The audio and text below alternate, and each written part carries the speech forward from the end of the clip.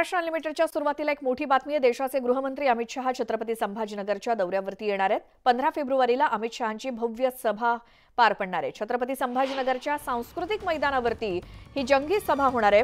लोकसभा निवडणुकीच्या पार्श्वभूमीवर अमित शहा यांचा हा दौरा महत्त्वाचा मानला जातोय।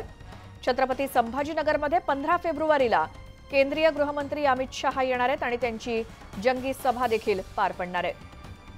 लोकसभा निवडणुका डोळ्यासमोर ठेवून गृहमंत्री अमित शहा यांचा हा महाराष्ट्र दौरा 15 फेब्रुवारीला छत्रपती संभाजीनगरमध्ये त्यांची एक मोठी सभा होणार आहे।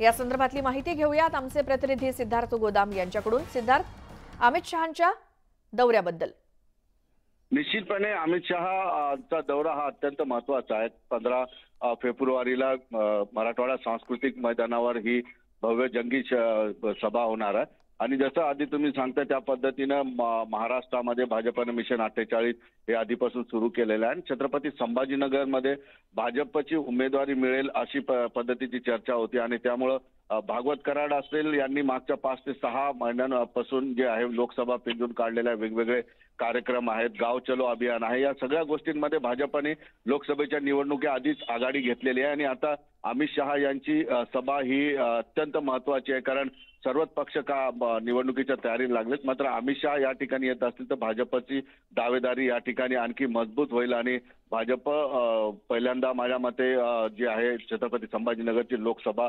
निवडणूक लढवू शकते।